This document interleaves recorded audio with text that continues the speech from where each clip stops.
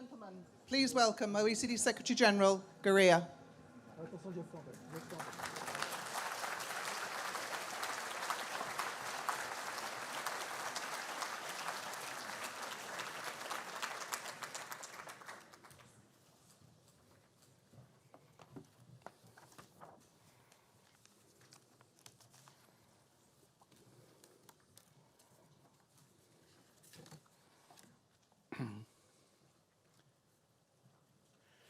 Dear ministers, ambassadors, ladies and gentlemen, welcome to the 2016 OECD Forum. Welcome to OECD Week. Welcome to the do tank that is the OECD. It is very encouraging to feel this energy once again. The energy that radiates from the combination of so many sharp minds from different backgrounds, different cultures, from the collective commitment to create a better world, and the certainty that new ideas and better policies will result in better lives. That is the magic of this event. This year, we focus on the ultimate economic and social challenge: how to improve the productivity of our economies while also creating more inclusive societies. This is the policy riddle of our times.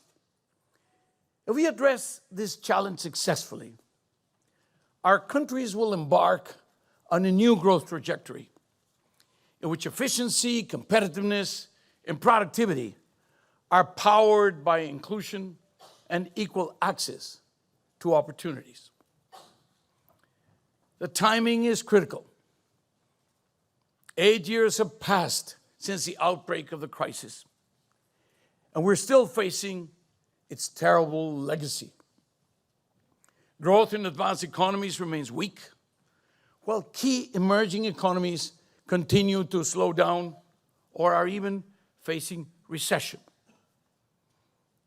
Global GDP will grow by 3% in 2016, the same as last year. It will only see a modest improvement in 2017. The ILO just reported that global unemployment is actually stopped falling and may have started growing again, actually 1 million more than in 2014. And well, the numbers may be, wrong one way or the other, but effectively what is worrisome is precisely that you broke this downward dynamic that we were seeing. At the OECD itself, we still have close to 40 million unemployed. That means 7 million more than before the crisis. While youth unemployment is still above the pre-crisis levels in almost all of our countries. Now, this weakness results from the combination of two simultaneous trends: the slowdown in productivity growth and the rise in inequalities. The slowdown in productivity growth and the rise in inequalities. Productivity growth in the OECD countries is losing steam, and this is practically in every single country in the OECD. Almost all of our member countries experienced a decline in productivity growth after the turn of the millennium, which accelerated after the crisis, and certainly during the crisis. The slowdown in productivity has spread to emerging market economies, which had been so far the engines of growth of the world economy. And of course, these emerging economies now have to go at double the speed and double the effort simply to catch up. The numbers are pretty telling. In the OECD, productivity growth was around 2% per year between 2000 and 2007. And now it is below 1%, actually 0.7% or thereabout since then. So it is more than halved from the years before the crisis. Now, this decline in productivity growth has happened at a time of rising inequalities of income, but also rising inequalities of wealth, of well-being, and rising inequalities of opportunities. Now, our more recent studies reveal that the average income of the top 10% of earners in the OECD is 10 times that of the bottom 10%. 10, 10, 10. So what? What does this mean? Well, it was 7 times in the mid-80s. That means in one generation, inequality has increased by 40%. Now, when you talk about wealth, it's even more concentrated. The top 10% own 87% of the global wealth. So this combination of slowing productivity growth and rising inequalities is having what we would call an atrophic effect on the global economy. It is causing the economy not to grow. The shared chemistry of these two megatrends is creating a vicious cycle where individuals with fewer skills and poor access to opportunities tend to operate in precarious jobs, often in the informal economy. And of course, this reduces aggregate productivity, it widens inequality, and in turn undermines the efforts to enhance growth. Now, this is a symptom of a deeper malfunction in our economic systems. Our analysis reveals 2 important, well, could we call them tectonic fault lines in the economy of productivity. Which are they? First, we can no longer, as we did in the past, take it for granted that technological advances and the related innovations in processes and business models will automatically spread throughout the economy and therefore will automatically lead to better economic performance and stronger productivity growth overall. That is no longer the case. We can no longer assume that is going to happen automatically. And second, there is no guarantee that the benefits of higher levels of growth will be broadly shared across the population. These are 2 very important game changers. They make us look at the problem with a different perspective. Thus, it is time to develop new concepts, new approaches, based on a broader understanding of productivity. Crucially, we need to analyze the complex interrelations between productivity and inequality, what we call the nexus. Now, we need to gather evidence on the linkages that will make both these trends mutually reinforcing. We need to know their common roots while setting out the homework for future research on the best policy packages that will achieve inclusive productivity. Our aim is to help governments detonate a virtuous cycle of higher productivity growth where the gains are broadly shared. Now, in the coming hours, next few days, we will be looking at these issues, and literally in the next few minutes perhaps, we will be presenting our new report on the productivity inclusiveness nexus. And I'm going to wave it and show it to you because it is a very, very important piece of work. And hopefully, like when we introduced the concept of green growth, and we were told that those 2 concepts are on a collision course, they don't go well together. Well, I think inclusive productivity is going to become part of the jargon in the not too distant future. The central message is a call for policymakers to adopt a broader, more inclusive approach to productivity growth. One that considers how to expand the productive assets, and to do that by investing in the skills of people. One that provides an environment where all firms have a fair chance to succeed, including in the most laggard regions. Now, this is part of a broader effort that we started 10 years ago. Remember, we've discussed it here. We started with our analysis of inequalities. And then we followed by our new approaches to economic challenges, the NIAG, our Inclusive Growth Initiative, our work on measuring well-being, the Better Life Index, and the future of productivity. These questions are all present in my 21 for 21 proposal for the consolidation and further transformation of the OECD. They are top concerns for all our members and partner countries. And today, what we want is to pick your brains and discuss them with you. We want to get your feedback. We want to get your collective wisdom. And we want to get your experiences in order to make this work better. Over the coming days, we will be discussing the relationship between productivity and inclusive growth, the implications of inequality for Generation Y. Then we're going to have a fascinating discussion about how to disrupt aging.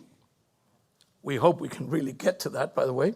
Some of us more than others. We're going to be discussing the circular economy, migration and integration. I remember we were disciplined to say water and sanitation, well, let me just tell you today, we say migration, we should also say migration, integration. They come together. The skills for the future.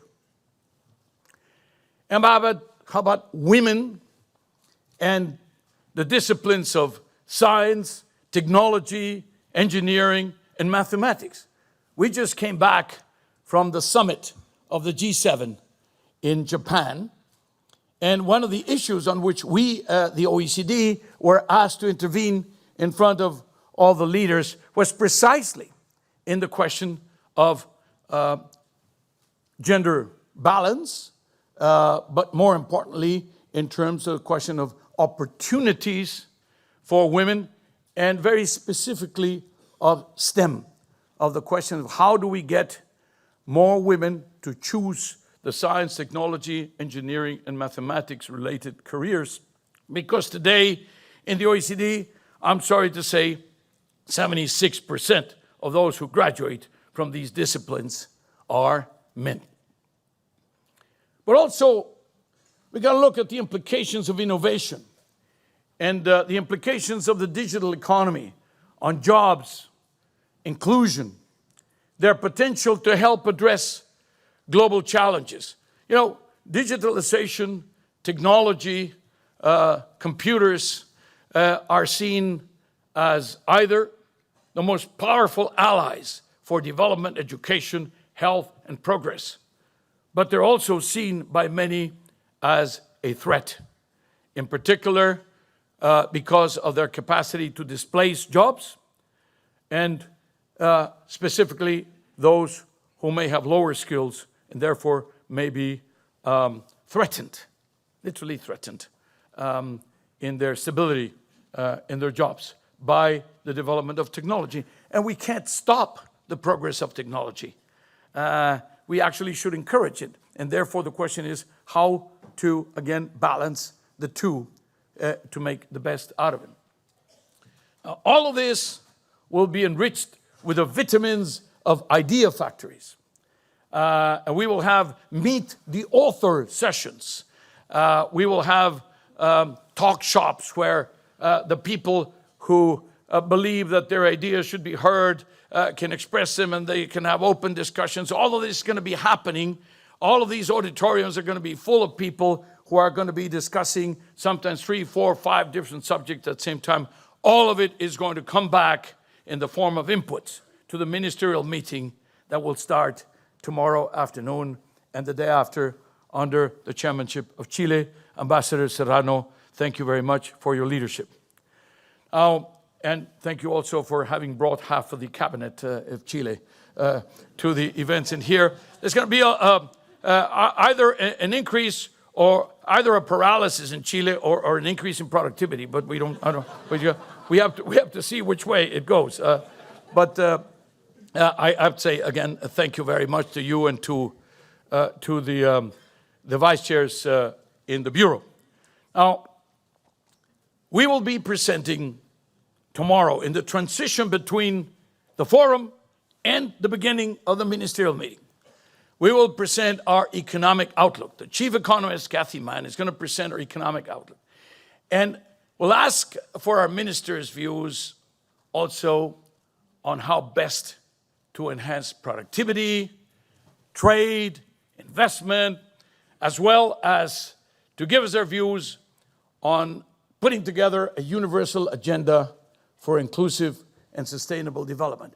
We now have our work cut out for us. Last year, the SDGs in New York, the COP21 here in Paris, our BEPS work on taxes, our automatic exchange of information, all it's a copious, very, very clear homework that we have to focus on because, as we like to say in the OECD, this year, and next year, and the year after is going to be about implementation, implementation, and implementation. And as we like to say ourselves also, not necessarily in that order. So, now, we will also be discussing my strategic orientations in order to ask ministers for their strategic orientations for the OECD in the coming years. And how to make this organization more inclusive? Well, we will be launching, presided over by President Bachelet, here with the company of the President of Chile, of Peru, and a number of ministers from the Latin American countries. We'll be launching the OECD's Latin American and Caribbean regional program in the signature of the accession agreement with Latvia. Latvia will be the 35th member of the OECD. So thank you to our members.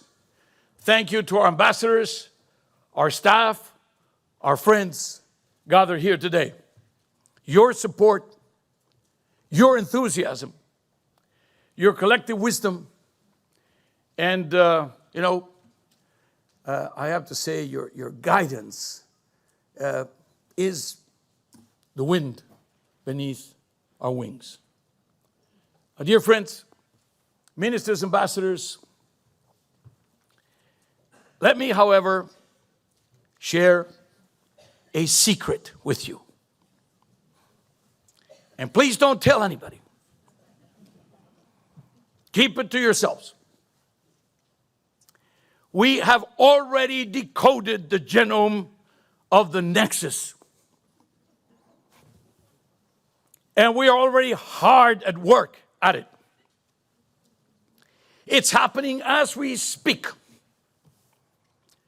What is our work in education, if not a way to enhance productivity and generate inclusiveness? What is our work on the right skills policies, if not a way to enhance productivity and generate inclusiveness? And what is our work on the proper innovation and digital policies, if not a way to enhance productivity and generate inclusiveness? And what is our work on health, if not a way to enhance productivity and generate inclusiveness? And what is our work on gender, if not a way to enhance productivity and generate inclusiveness. And what is our work on children, on the youth, on the elderly, if not a way to enhance productivity and to generate inclusiveness?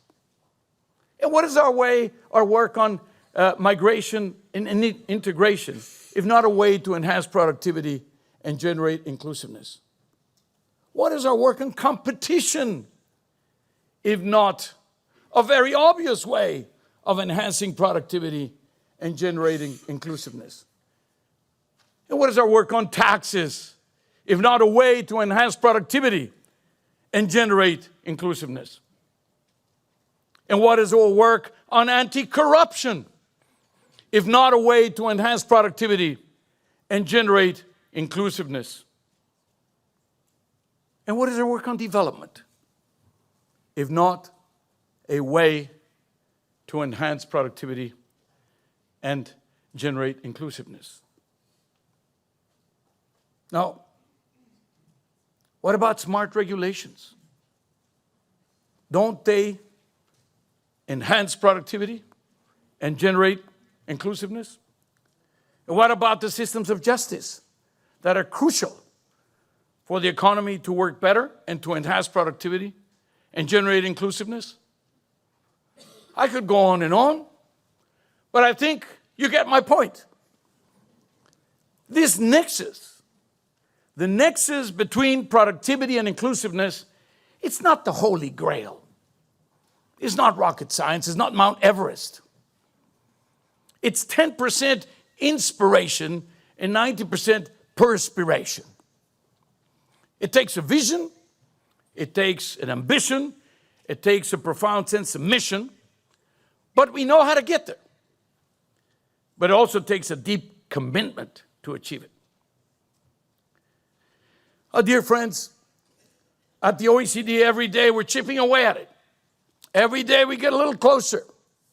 Every day we make progress towards this inclusive productivity we seek to achieve.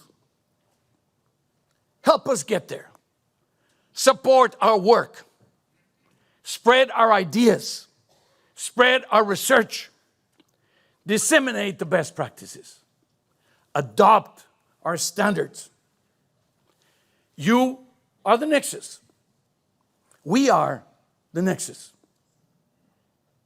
Together, we can design, develop, and deliver better policies for better lives. Thank you very much.